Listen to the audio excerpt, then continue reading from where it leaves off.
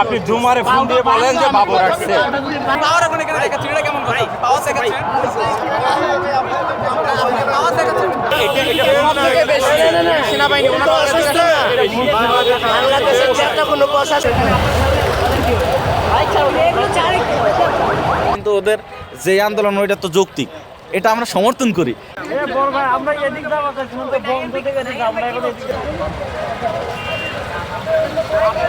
দেখতে পাচ্ছেন আমরা কিন্তু এখন ফার্মগেট এলাকার বিজয়শরী থেকে ফার্মগেট আসার যে রাস্তা সেখানে এখন অবস্থান করছি। এখানে কিন্তু ব্যারিকেড দিয়ে রাস্তা অবরোধ করে রাখা হয়েছে।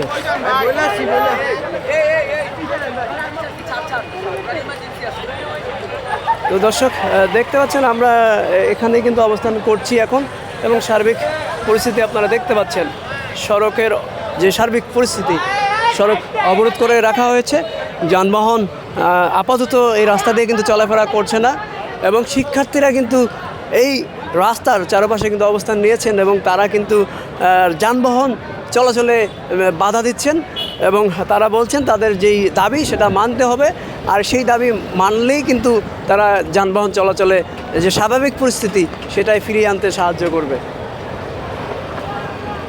সিসি ক্যামেরায় যাদের ধরা পড়ছে তারা ওপেনলি ঘুরে বেড়াচ্ছে, কিন্তু প্রশাসন, আমাদের কলেজ প্রশাসন, সরকারি প্রশাসন তাদের উপর কোনো পদক্ষেপ নেয়নি।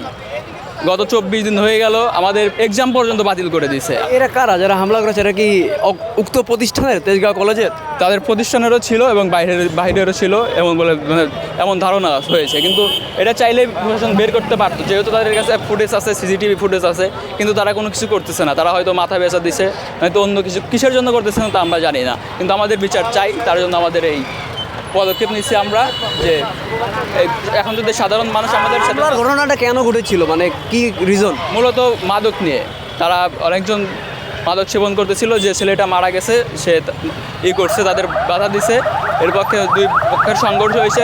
প্রথম দফায় সংঘর্ষ হয়েছে, তারা চলে গেছে যারা ভিকটিমরা, আর প্রথম বর্ষে তারাই দিছে যারা মাদক সেবন করতেছিল, কিন্তু পরের বার যারা চলে গেছে তারা আবার মানুষ নিয়ে এসছে, বহিরাগতদের নিয়ে এসে ওইখানে তারা হাতাহাতি করছে।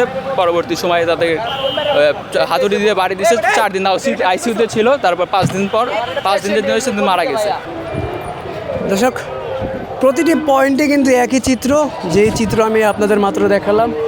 একই রকম পরিস্থিতি, কোনো যানবাহনে কিন্তু চলাচল করতে দেওয়া হচ্ছে না, রাস্তা কিন্তু সম্পূর্ণ অবরুদ্ধ করে রাখা হয়েছে।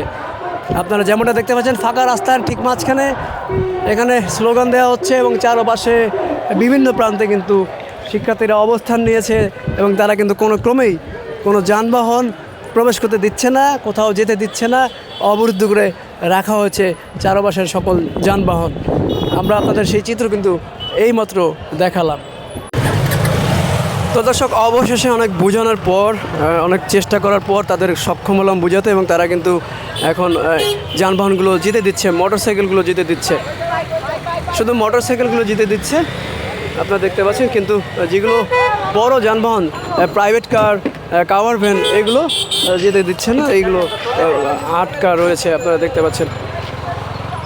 তো দর্শক, তাদের কিন্তু একটি আন্দোলন চলছে। আন্দোলনটা হচ্ছে তাদের যে ছাত্রাবাস, সেই ছাত্রাবাসে তারা বলছে সন্ত্রাসী হামলা হয়েছে, এবং সেখানে আহত এবং নিহত হওয়ার ঘটনা ঘটেছে, এবং যারা এই কাজের সাথে যুক্ত রয়েছে তাদের দ্রুত গ্রেপ্তার করে বিচারের আওতায় আনার জন্যই কিন্তু তারা এই সড়ক অবরোধ করে আন্দোলন করছেন।